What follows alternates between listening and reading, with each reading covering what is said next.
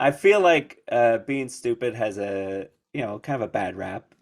Probably why there's only five of us in here. But I really believe in being stupid. As a comedian, that is, you know, one of the most important parts of the job is just, you know, being stupid, feeling free to be stupid.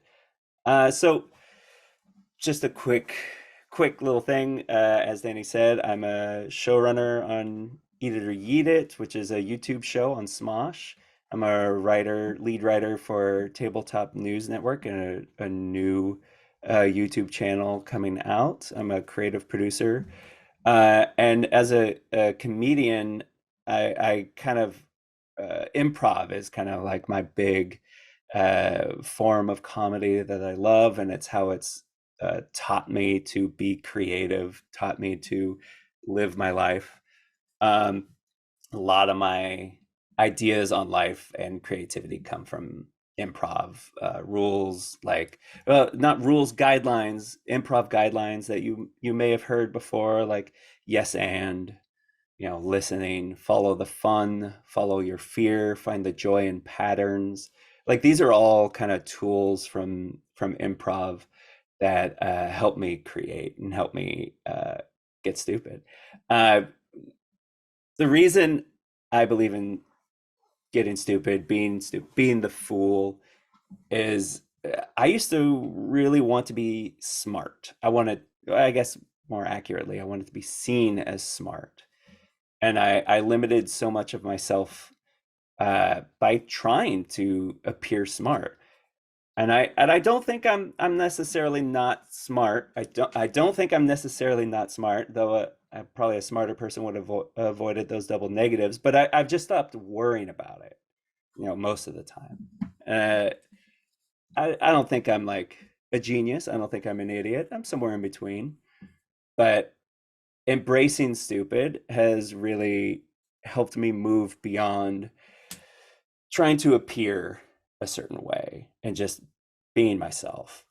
They say stupid is as stupid does, and stupid does stuff. They do, stupid people do things. The fool does stuff. They go out there and make things happen. Smart stays quiet. The old saying, better to remain silent and be thought a fool than to speak and to remove all doubt. There's nothing wrong with being the fool. As a fellow quiet person, I'm a pretty quiet person. I've realized that quiet people are hiding something. They're hiding their foolishness. They're afraid of it. And what's wrong with the fool, with being the fool? The fool is wrong a lot.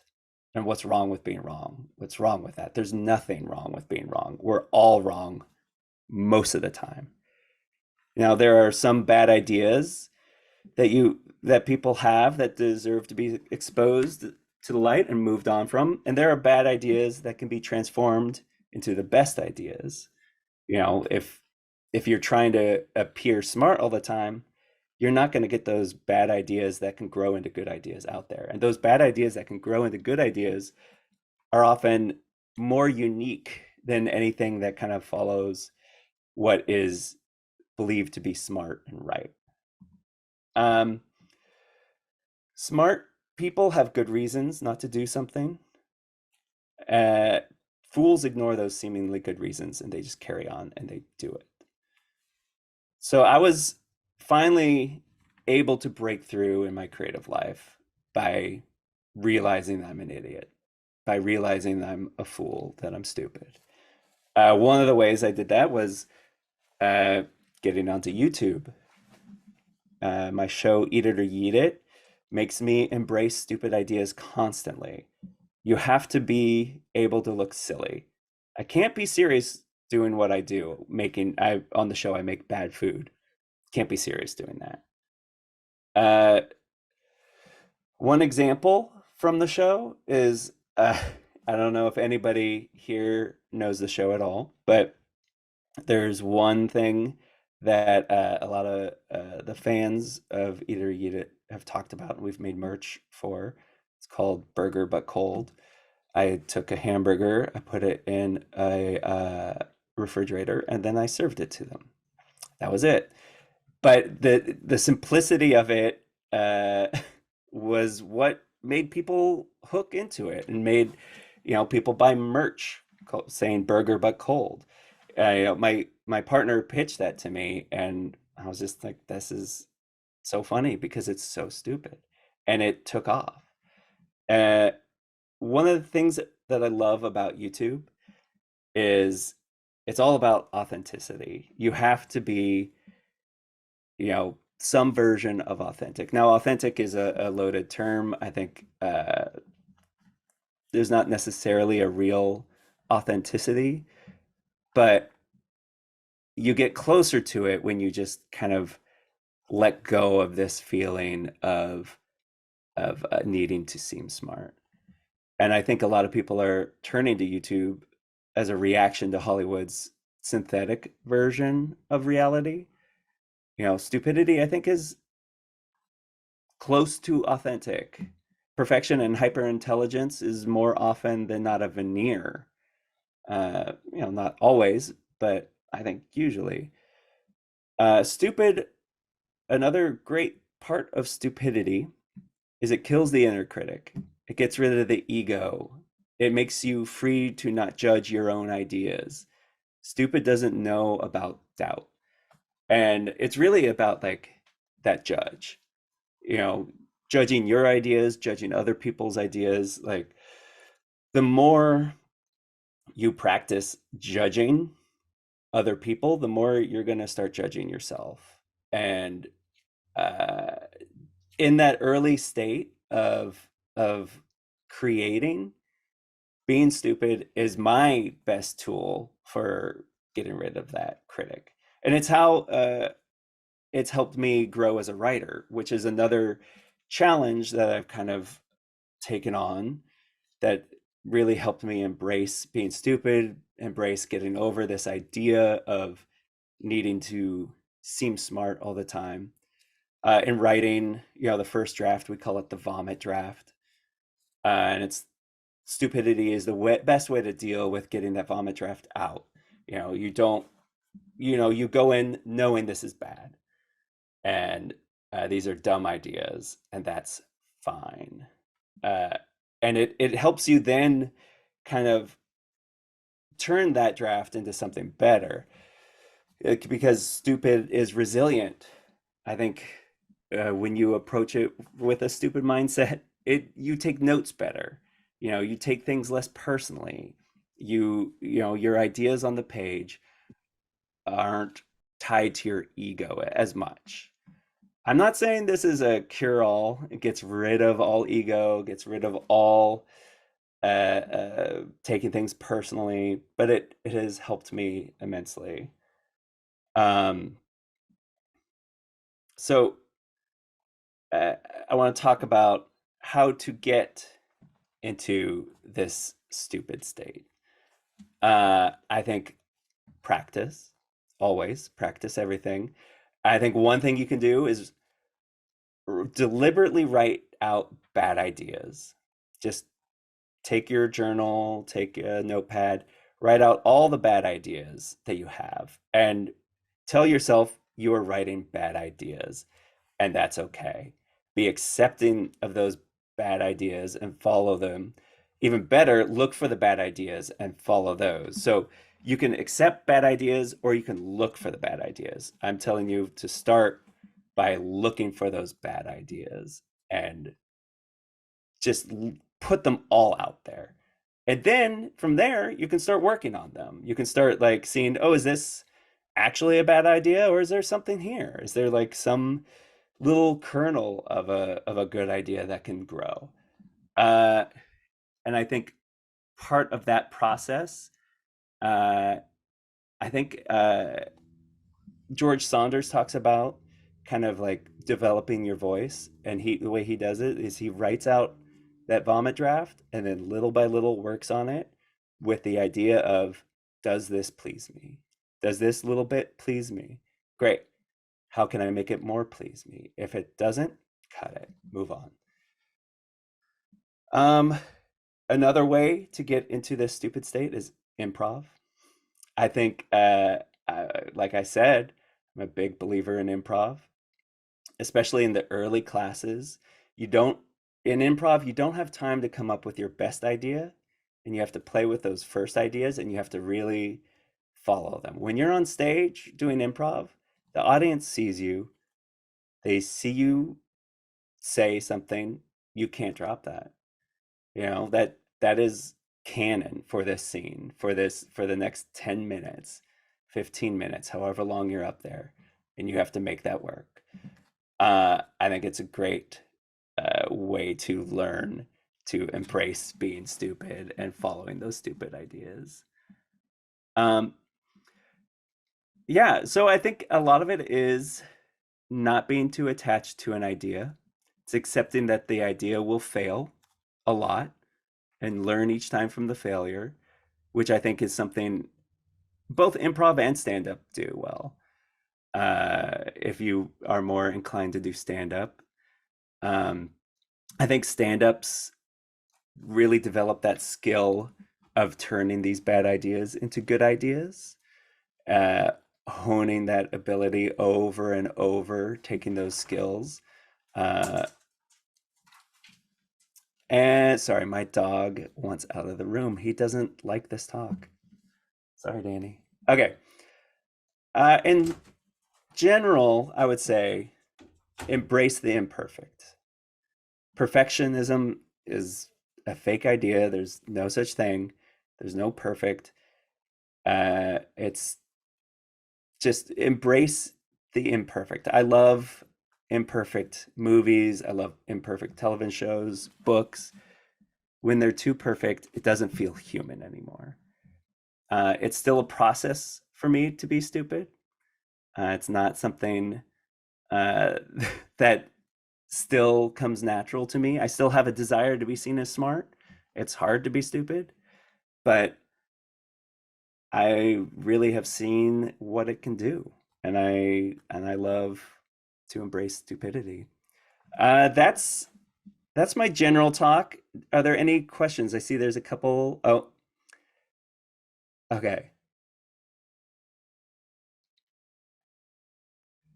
So, okay, question from Dustin. If we have intentionality, being stupid on purpose, writing bad ideas, does that take away the authenticity and put up another veneer? I would say I don't think so because I think it's not necessarily uh you're writing with a stupid mindset. You're removing a mindset of trying to be smart. And your bad ideas, some of them, yes, I think some of them will be inauthentic to you because you're just trying out bad ideas. But the more you list them, the more you go, the more you get out of that kind of like headspace of trying to be something you're not necessarily you aren't necessarily. Uh, the more you do that, the more you kind of get into a more authentic space. And again, I don't want to go too much on authenticity because I what is authenticity? If you're being authentic on camera, you're saying this is I'm in my bedroom right now and I'm on my computer staring at Zoom. That's my authentic experience right now. And I've got a job later today. The being authentic is saying, give me money, help me pay rent, whatever. So their authenticity isn't this grand ideal, I don't think. Um, I hope that answered that question. What is the best stupid idea that has had the biggest impact on your life? I think for me personally, um, it was uh, it was traveling. Um, I it's kind of also I was ignoring my fear. I followed my fear. My fear told me this is a stupid idea to do like a year-long trip. I did 2 year-long trips, and if I had listened to my fear, to my intelligence, I wouldn't have done them. But doing them expanded me, expanded my world. Uh, does that mean that people who just are stupid have an advantage? I mean, I just, it I depends. just wondered. Yeah, no, no, no. That's a good question. I think in comedy sometimes yes. Yeah. I mean, uh, I mean, yeah. I think it takes all kinds. I think it takes all kinds. Because I love smart comedy too. I love like a writer's room full of Harvard grads like The Simpsons create some great stuff, but they create really stupid things that are funny. Um, People who just are stupid, as long as they still embrace it, as long as they still accept it, if they're stupid and trying to seem smart like I was for most of my life, yeah, that's a disadvantage. But if they're stupid and embrace their stupidity, like me now, hopefully, I think that's an advantage. Um, oh yeah. Yeah, I think Yeah, that's any other questions? What's that? yeah, I think that's if there are more questions, we are about at time, but if you have more time and there are more questions, then we could carry on. Did you Yeah. see there's the one from Matthew Brown, which is what's the best stupid idea that's had the biggest impact on your Yes. life? And that was my trip, my following my Got fear. it. Got it. Yes. Yeah, yeah, yeah. And also I think moving to New York, that was a stupid idea. Um, when I moved to New York City years ago, decades ago. What if I just might have farted? I mean, that's a good question. Uh, I I'm not sure what the question is though. I've got another question for you. Yes, I yes. love this. Just the fact that the session was called Be Stupid. I was in that room, right? So my Yeah. next question is, what's the stupidest thing somebody's done that you wished you had done? Because Oh, you're just genius. And now if you do it, you'll just be a follower and it wouldn't have been your idea. yes. I mean, I so many jokes on TV. So many of my favorite jokes. Uh, One of my favorite jokes of all time is probably the dumbest joke of all time. It's Homer Simpson. Uh, he's reading the newspaper in the morning. And he sees a classified ad for trampoline, and he yells, "Trimbopoline, Trimopoline!" And he's just too excited to be able to say trampoline, and he just runs away to get this free trampoline, and everybody's just sitting around. What now? But just the fact that he's so excited and he can't say trampoline, that excitement, it's so dumb, but it's so also so real. Isn't there There's plenty another thing. Simpsons episode where he's like, I am so smart, and he's like Yes, SMRT. SMRT. Yep.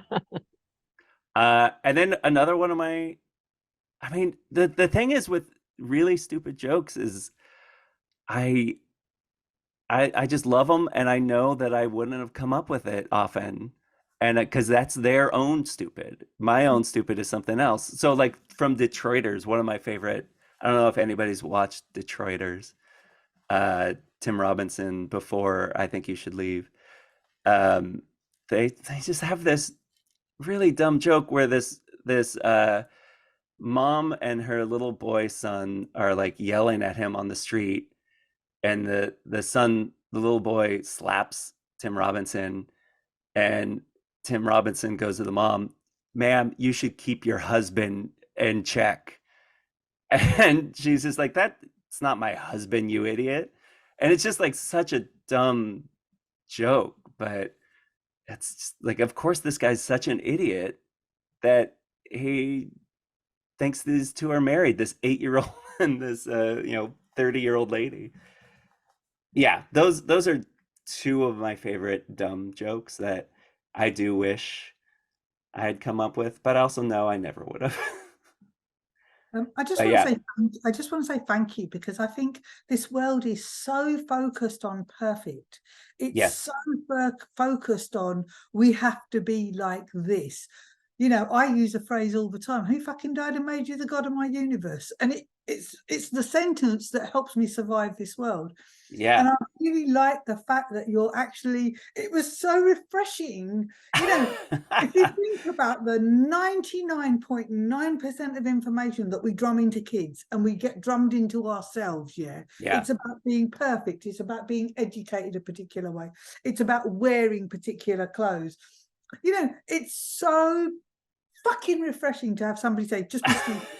You're going to get Yeah. something out of this. Because, I mean, not being funny, there's not a human being alive who hasn't been stupid at some stage. Yes. Agreed. Agreed. And the more we just kind of embrace that, the better we'll be.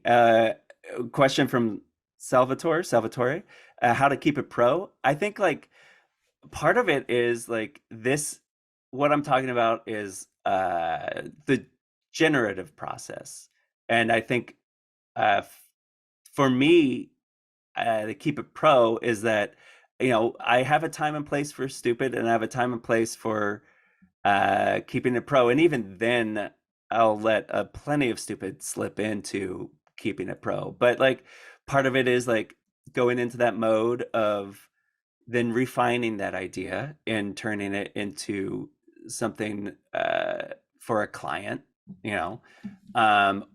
Or I'll, you know, there's other people who, you know, refine that idea. I think a lot of this comes from like pitch rooms, you know, writers rooms, you know, everybody sitting at a table together riffing off of each other, which is a big improv thing of like turning each other's ideas into gold. Because you may have a stupid idea and have no idea what to do with it, but somebody else may hear that and be like, oh, I know what to do with this. And then, you know, maybe that person turns it more into, you know, refines it into a more professional idea.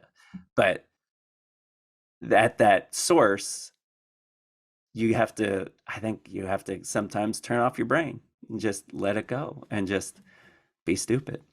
Yeah, so my favorite performers, I think I mentioned the Idiot. You know, there's an Idiot workshop here in LA, and they celebrate this kind of stuff. It's some of my favorite kind of clowning. It's clowning, but they don't say clowning. But and it's different from clowning. But yeah, it's like it's a great kind of place to work on this. If there's clowning classes where you live, I highly recommend, you know, taking one of these. If it, Buffon, clowning, there's so many different terms. But yeah, the Idiot is a great workshop here in LA to kind of like, yeah, just get loosen up. Anything else? Yeah, I just had a quick question Yeah. actually, Garrett, about Eat It or Yeet It. Like, what has been like the most I don't know, just surprising thing about being a showrunner for that? The most surprising thing about being a showrunner for Eat It or Eat It, I think like part of it is how, because I love food. I love food. I've always enjoyed cooking. I've always been a decent cook, a creative cook, and depending who you're talking to, I've definitely had some really bad dishes I've made in my life, but I've also made some really good ones. And I think like the most surprising thing about it has just been like seeing the breadth of what is possible with food and kind of like getting into, you know, like drilling down and finding what a particular flavor is and like how to play with that, and sometimes finding stuff that I think is actually kind of might be good if a proper chef got a hold of it. Like I made a mole choco taco recently. Maybe somebody's done it before. I'm sure somebody's done it before, but I felt like I came up with it. I don't know, but I'm sure somebody's done it before. But I bet, like, you know, in the proper hands, I think it would be somebody could make it really good. You know, the ice cream chocolate taco, but mole and savory, I think could be good. I also made a ramen donut, and I also think that could be actually pretty good if a more skilled chef than I got a hold of it. So yeah, just like the most surprising thing is just just how much there is to do with food still, and how much I don't know about food, even But though I love also it so much. also possibly discovering that someone has a complete lack of a reaction to malic acid. Yes, That's yeah, a yeah, yeah. surprising one There's as well. Yes, malic acid is the coating on atomic warheads. For those who don't know, it is the substance that is sour, and there are people who don't respond to it at all. Their taste buds don't pick it up, and I had no idea.